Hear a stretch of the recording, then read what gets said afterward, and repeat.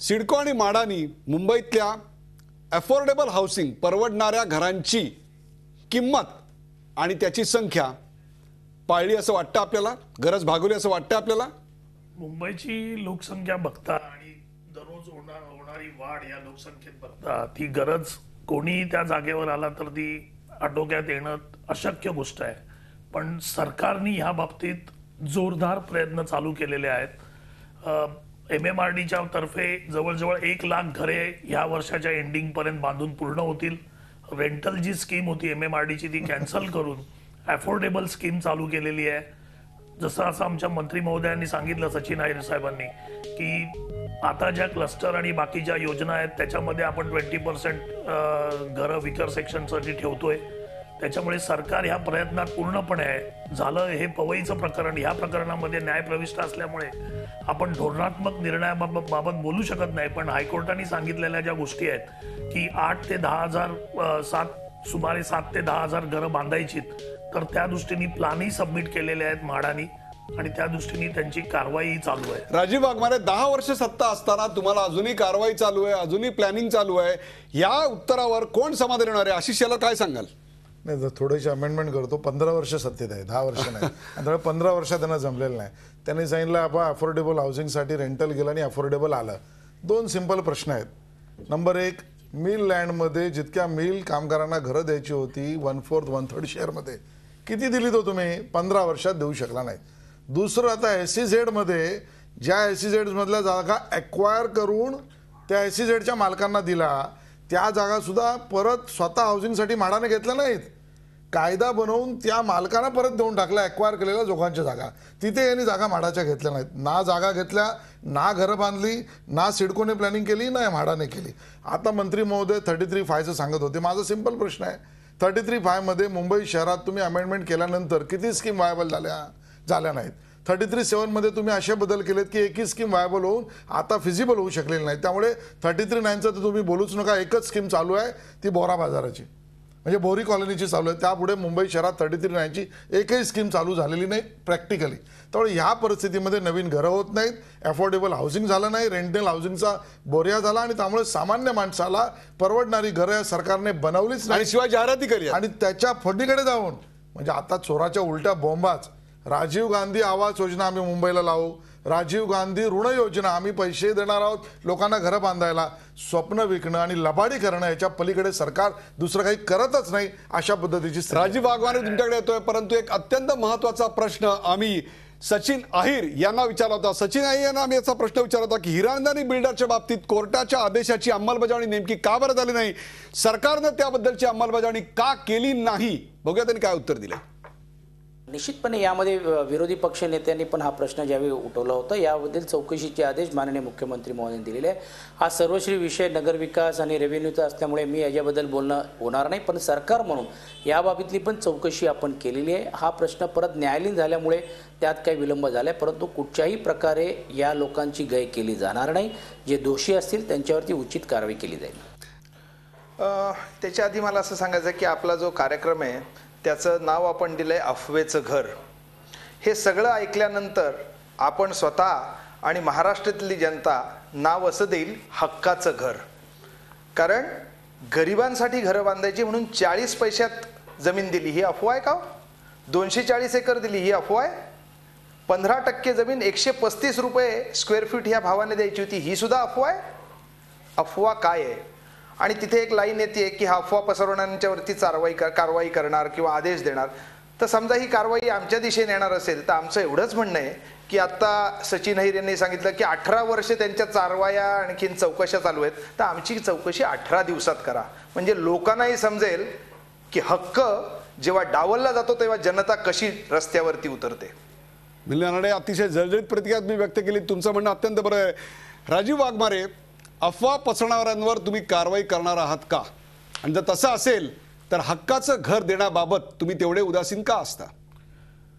सगळ्यात पहिला मुद्दा जो तुम्ही विचारलात की अफवा पसरवणाऱ्यांवर आम्ही कारवाई करणार का, तर हा सध्या आमच्या मुख्यमंत्र्यांच्या अखत्यारीतला विषय आहे.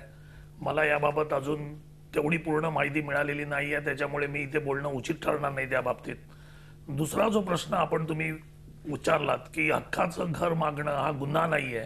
मुंबई शहरामध्ये किंवा भारतामध्ये किंवा जगात कुठेही प्रत्येकाला घर हे हवं असतं आणि त्या दृष्टीने आमचं सरकार हे राजीव आवास योजना, जरी आपण मगाशी म्हणालात की मुंबईत आम्ही ती लागू केलेली नाही आहे किंवा अजून चालू केलेली नाही आहे, पण महाराष्ट्रात ती योजना चांगल्या पद्धतीने चालू आहे. म्हाडाचा आणि आम्ही सरकारचं धोरण गरिबांसाठी आणि गरिबांच्या हक्काच्या घरासाठी हे नेहमीच पॉझिटिव्ह राहिलेलं आहे. हा जो प्रयत्न आता करण्यात आलेला आहे, हा प्रयत्न मला यांना एकच प्रश्न विचारावासा वाटतो की हा प्रयत्न ह्याच्यापूर्वी 6 महिने अगोदर का नाही झाला? हा प्रयत्न आता निवडणुका तोंडावर आल्यावर का होतोय? ह्याच्या पाठीमागची भूमिका ही लक्षात घेतली पाहिजे. मिलिंद तुम्ही उत्तर द्या. ते म्हणतात निवडणुकीच्या तोंडावरच तुम्ही हे का केलं? तुमच्या मनात काहीतरी काळाबेर आहे, तुमच्या मनात काहीतरी वेगळा डाव आहे, निवडणुकीचा हा अजेंडा आहे कोणाचा तरी? बिलकुल नाही. उलट निवडणुकीच्या तोंडावर सरकारला संधी आहे की आम्ही गरिबांसाठी हिरानंदानीमध्ये काही हजार घरं बांधली आहेत आणि थोड्याच दिवसात ती लोकांना देणार आहोत. भरभरून मतं देतील हो तुम्हाला. वापरा ही अपॉर्च्युनिटी, वापरा. आमची अगदी विनंती आहे तुम्हाला की 15 वर्ष झाली, 18 वर्ष झाली तुम्ही घरं बांधणार होतात गरिबांसाठी, ती घरं बांधली आहेत. राजीव वाघमारे, 18 वर्षात एक पिढी बर्बाद होऊ शकते, एक पिढी उद्ध्वस्त होऊ शकते. इथे पिढ्या उद्ध्वस्त होत आहेत आणि तिकडे पवई हिरानंदानीमध्ये श्रीमंत लोक राहत आहेत. तुम्ही काय सांगाल? नाही, हे जे प्रकरण आहे ते न्यायप्रविष्ट आहे सध्या, त्याच्यामुळे त्याच्या बाबतीत धोरणात्मक आपण काही बोलू शकत नाही आहोत. कोर्टाने दिलेल्या निर्णयानुसार 8 ते 10 हजार घरं जी तिकडे पवईमध्ये आता बांधण्याचा जो कोर्टाने निर्णय दिलाय, त्या संबंधीचे प्लॅन ऑलरेडी सबमिट झालेले आहेत. ती घरं तिथे लवकरच बांधण्यात येतील आणि कोर्टाच्या आदेशाचं पालन करून गरिबांना जी घरं तिकडे मिळणार आहेत ती मिळणारच आहेत.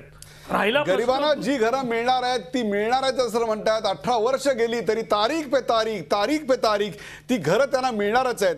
आशिष शेलार, हा निवडणुकीचा मुद्दा आहे की नाही हा पॉईंट नाही, आपण त्याच्यानंतर चर्चा करू. परंतु ही जमलेली गर्दी हे सरकारचं अपयश नाही का? जर सरकारनं मध्यमवर्गीयांसाठी अफोर्डेबल घरं वेळीच बांधली असती तर अशी वणवण लोकांना करावी लागली नसती आणि अशा भूलथापांना बळी पडावं लागलं नसतं.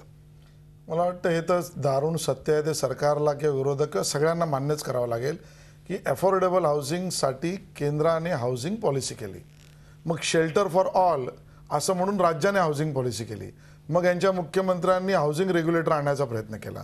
SRA मधल्या भ्रष्टाचारावर आम्ही बोलत नाही, पण सत्य परिस्थिती अशी आहे की लोकांना अफोर्डेबल घरं मिळत नाही, शेल्टर फॉर ऑल ही परिस्थिती नाही. आणि आता तुम्ही हक्काचं घर ही जी आहे मागणी नाही, हा संविधानिक अधिकार आहे. It is a constitutional right. आणि त्यामुळे या संविधानिक अधिकाराला एक्झिक्यूट करण्यामध्ये हे सरकार फेल झालं आहे.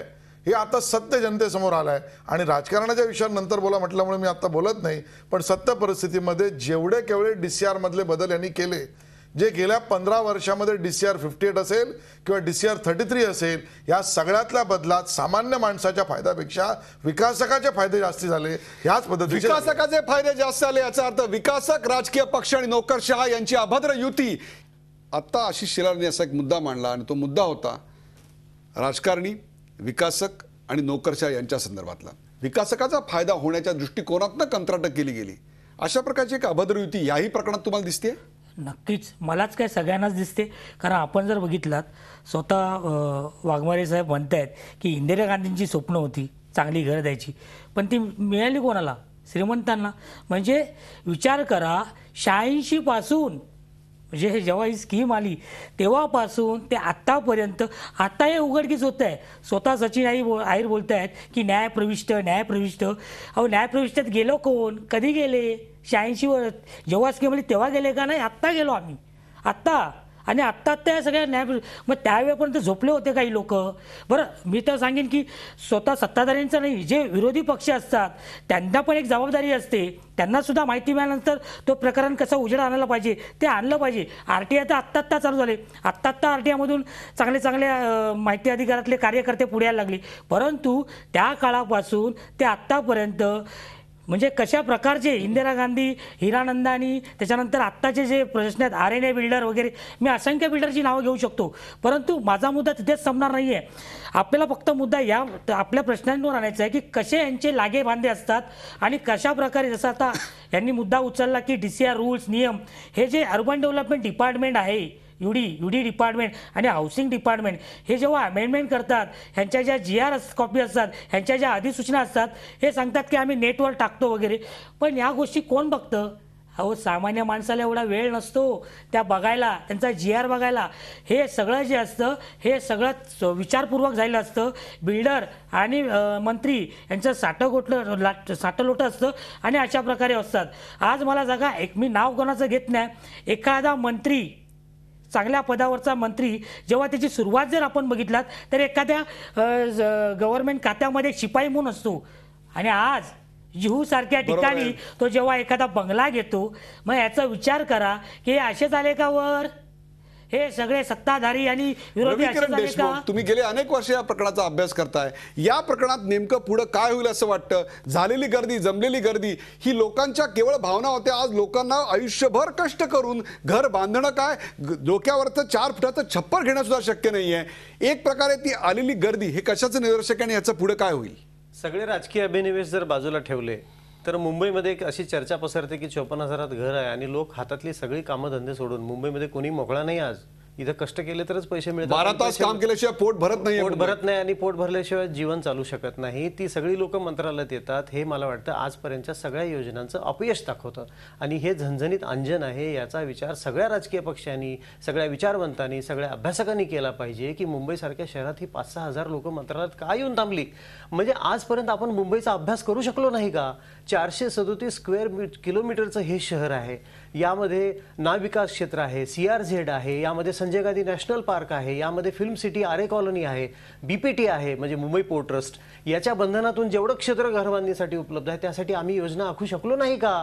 आम्ही गोरगरिबांना, मुंबईमध्ये जे कष्टासाठी लोक येतात, घरदार सोडून येतात, मुंबईमध्ये येणारा प्रत्येक माणूस हा उड्या मारत येत नाही. त्याला गावी पोटासाठी येतो. पण मला तुम्ही एक सांगा की हा निवडणुकीचा मुद्दा बनणार आहे आता? घर हा माझं म्हणणं आहे की घर हा मुद्दा कायमच ऐरणीवरचा मुद्दा आहे. कारण घर आपण देऊ शकत नाही. मुंबईमध्ये 3 प्लॅनिंग अथॉरिटी आपण बनवून ठेवलेल्या आहेत. MMRDA ही सुद्धा एक नियोजन प्राधिकरण आहे. म्हाडा हे सुद्धा एक नियोजन प्राधिकरण आहे. मुंबई महानगरपालिका हे सुद्धा नियोजन प्राधिकरण आहे. ह्या तिघांचा घोळ आहे का? एकमेकांकडे बोटं दाखवली जात आहेत का? अहो, ब्रिटिशांनी 92 एकरवर VDD चाळी बांधल्या. त्यावेळी त्यांच्या लक्षात आलं की मुंबईमध्ये घरांचा प्रश्न गंभीर होणार आहे. त्यानंतर आपण अशी व्यापक योजना आखू शकत नाही का? SRA आली. SRAच्या घरामध्ये लोक सुखी आहेत का? याचा रिव्ह्यू कधी आपण घेणार आहोत का? SRA की छळ छावण्या आहेत, अशा प्रकारच्या अनेक कहाण्या आम्ही दाखवलेल्या होत्या. राजीव वाघमारे, कुठेतरी सत्याला चाड असते असं म्हणतात. हे सगळं पाहिल्यानंतर कुठेतरी काँग्रेसला याची चाड आहे असं वाटतं का की जमलेली गर्दी ही केवळ अफवेवर जमलेली नव्हती तर लोकांच्या भावना याच्याशी निगडीत होत्या? या भावनांशी कोणी खेळू शकलं याचं कारण गेले अनेक वर्ष कायद्याशी कोणीतरी खेळत होतं. पुढे काय होईल मला सांगा. बघा की घर हा प्रश्न हा प्रत्येक माणूस, तो सामान्य असू द्या किंवा मोठा असू द्या, त्याच्या जीवनाचा एक अविभाज्य घटक आहे आणि तो त्या भावनेशी निगडीत आहे.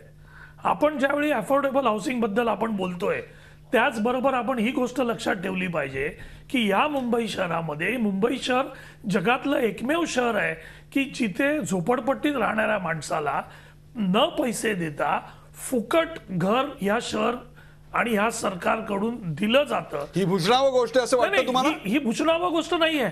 पण ज्यावेळी आपण अफोर्डेबल हाऊसिंगची गोष्ट करतो त्यावेळी आपण या मुंबई शहरामध्ये हजारो कुटुंबांना फुकट घरं देतो आहोत. ही स्कीम मला या अजूनही चालू कार्यक्रमाचा आहे. शेवट करताना जायचे आशिष शेलार यांच्याकडे. आशिष शेलार, आज जे घडलं त्याचा मार्ग चुकीचा असेल परंतु त्यातून निर्माण झालेला प्रश्न अत्यंत महत्त्वाचा होता. येत्या निवडणुकीची गोष्ट आपण क्षणभर बाजूला ठेवूया, परंतु दोषी बिल्डरांवर कारवाई होण्यासाठी तुमचा पक्ष या पुढच्या काळात काय करणार आहे? मुळात हा विषय सुद्धा माननीय विरोधी पक्षनेते एकनाथ खडसेजी यांनी विधानसभेत उपस्थित केला. त्यानंतर सुद्धा काय त्यातला प्रवास आहे आपल्या सगळ्यांसमोर आहे. मला असं वाटतं की वारंवार अशा सतत प्रकरणात घोटाळेबाज सरकारला जनतेसमोर नागडं करण्याचं काम हे विरोधी पक्ष म्हणून आम्ही करणार आहोत. साधा तुम्हाला प्रश्न सांगतो की आता हाऊस फॉर डिझाऊसचे प्लॉट मुंबई शहरातले बिल्डरांना देऊन खाऊन टाकले.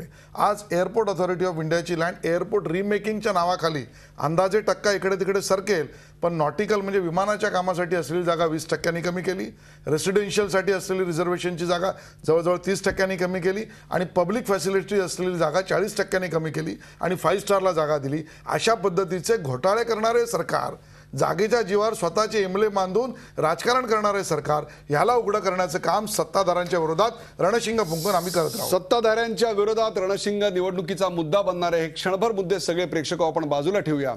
परंतु पवईमध्ये 54,000 घर असं म्हटल्यानंतर तिकडे पार कर्जत कसाऱ्यापासून ते अगदी विरारपर्यंतच्या लोकांची धाव उडते. लोकांना असं वाटतं की खरोखरच असं घर मिळणार आहे. लोकांची स्वप्न किती छोटी असतात. डोक्यावर फक्त एक छप्पर हवं असतं. भिंती बांधायची धमक त्यांच्यावर असते. गेली 18 वर्ष झाली हा लढा चालू आहे, पण त्यांच्या डोक्यावर छप्पर काही येत नाही आहे. प्रेक्षको, काही वर्षापूर्वी एक चित्रपट आला होता. त्या चित्रपटात गाणं होतं, दो दीवाने शहर में रात या दोपहर में आबोदाना ढूंढते हैं, एक आशियाना ढूंढते हैं. आज 18 वर्ष झाली, अजूनही लोक या मुंबईत आशियाना ढूंढतायत. ही परिस्थिती फारशी भूषणावं नाही. मग अशा अफवा आल्या तर उद्या याच्या दुप्पट गर्दी होईल याबद्दल माझ्याही मनात शंका नाही. त्या अफवा करणाऱ्यांवर आम्ही वाटेल ती कारवाई करू, पण त्यावर लोकांनी विश्वास ठेवावा अशी परिस्थिती आम्ही निर्माण का बरं केली याचा विचार कुठेतरी व्हावा. याकरताच आम्ही आज या अफवेचं घर तुमच्यासाठी उभं केलं होतं. त्या घरात आलेल्या 5 पाहुण्यांचं पुन्हा एकदा मी आभार मानतो. ताज्या बातम्यांसाठी पाहत राहा झी24 तास, एक पाऊल पुढे.